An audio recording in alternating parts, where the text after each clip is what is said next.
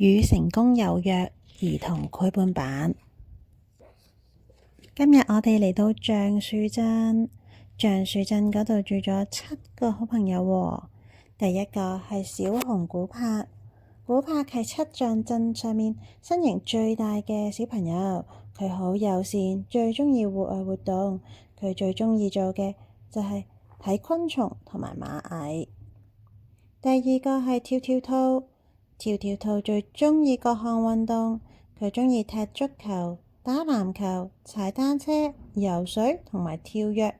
我諗所有運動佢都鍾意㗎喇。佢最鍾意收集各式各樣嘅球鞋。第三個係臭油莉莉，佢對一隻臭油鼠嚟講，莉莉非常多才多藝。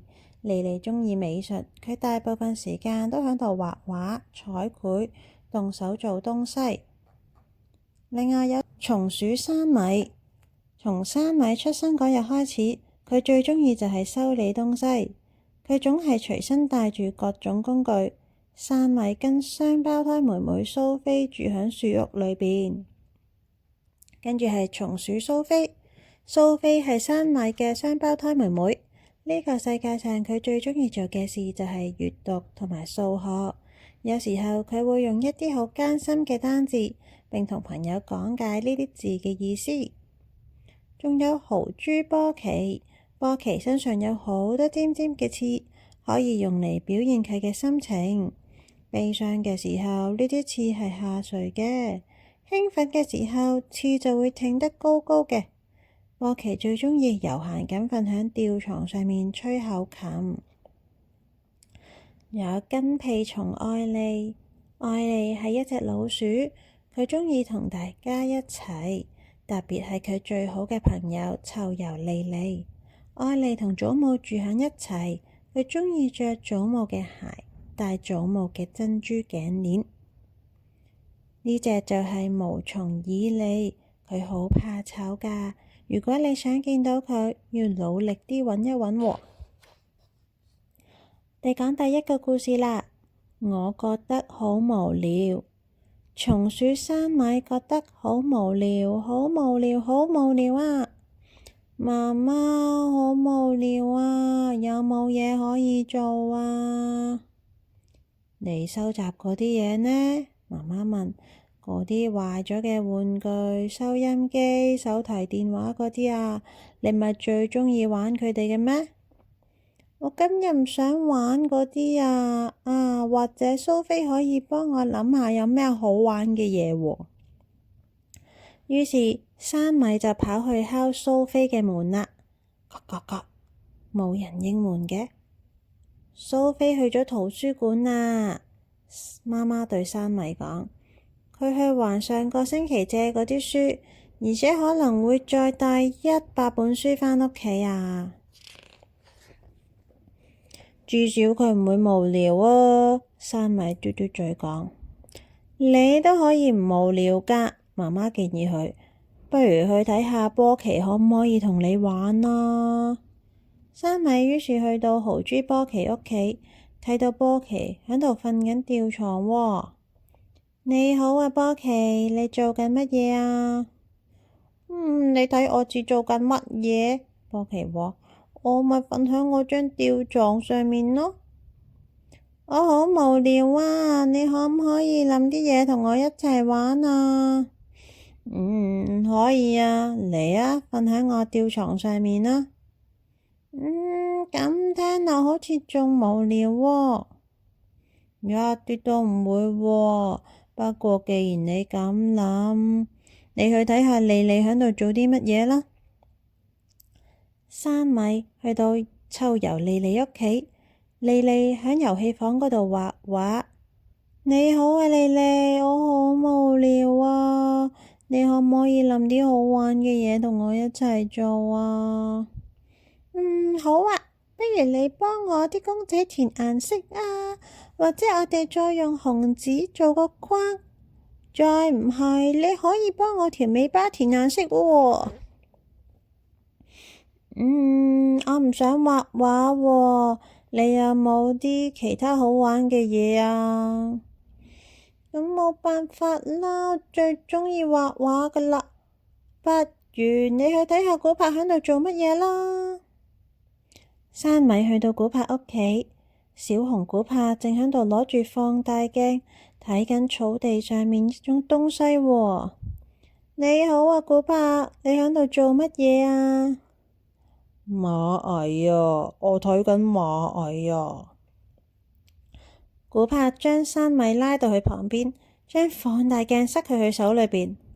好大陣呢，你就睇到好幾百隻噶啦，佢哋真係好不可思議啊！山米望住草地，佢哋好核突啊！我唔想睇螞蟻啊，你可唔可以諗下其他好玩嘅嘢啊？唔得喎，依家淨係對螞蟻有興趣咋。如果唔係，一係你搵下跳跳兔啊，睇下跳跳兔做緊乜嘢。山米嚟到跳跳兔屋企，睇到跳跳兔響車道上面打籃球喎。佢運球去到山米身邊問：嘿，要唔要一齊打波啊？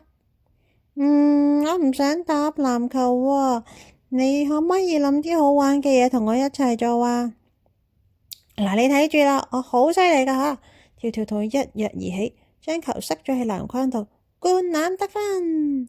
山米嘆了口氣。大家似乎都冇好玩嘅嘢喎，或者佢可以同跟屁蟲愛莉玩，於是佢就去咗愛莉屋企啦。愛莉嘅嫲嫲正喺度游緊泳喎，喺走廊嗰度。奶奶，跟屁蟲愛莉呢？山米問。佢啊，喉嚨痛啊，瞓咗喺床上面啊。咪啦，佢頓咗一下。我好無聊啊，你想唔想玩遊戲啊，嫲嫲？愛莉嘅嫲嫲大笑，唔得啊，山米，我忙住游泳啊。冇人幫我搵有乜嘢玩，我好無聊啊。咦，咁係你嘅錯喎，應該負責諗點樣玩嗰個係你自己喎，唔係其他人喎。咩意思啊？我意思係你可以自己諗下有乜嘢好玩噶，唔使靠人噶。你只要望下四周，一定可以搵到好玩嘅嘢做噶。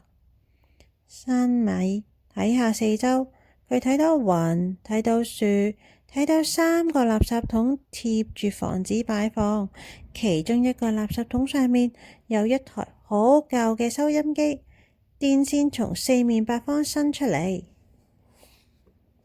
突然之間，靈光一閃，山米嘅腦袋好似燈泡咁着咗起嚟。啊，嗰個收音機你仲要唔要噶？山米問。唔要啦，壞咗啦，所以我掉咗佢啦。可唔可以俾我啊？山米問。我最鍾意收音機噶啦。當然可以啦，你帶佢走啦。不過壞咗個噃。山米攞起收音機帶返屋企，將佢擺喺房間嘅地板上面。佢花咗幾個鐘頭先將收音機收好，發出聲音。到咗午餐嘅時候，收音機已經整好啦。佢用絲帶綁喺收音機上面，仲喺收音機上面貼滿星星貼紙，然後帶住收音機返到去愛莉屋企。咩嚟㗎？愛莉嘅嫲嫲問。係祝愛莉快啲好返嘅禮物啊！我整返好佢啦，咁佢就可以一路聽收音機，一路治喉嚨痛，冇咁無聊啦。我終於明白我點樣可以幫自己搵樂趣啦。太好啦，咁我哋一齊攞去俾愛莉啦。當愛莉睇到收音機嘅時候，佢嘅笑容甜到好似一塊蜜瓜咁啊！我最鍾意呢條絲帶啦，佢話。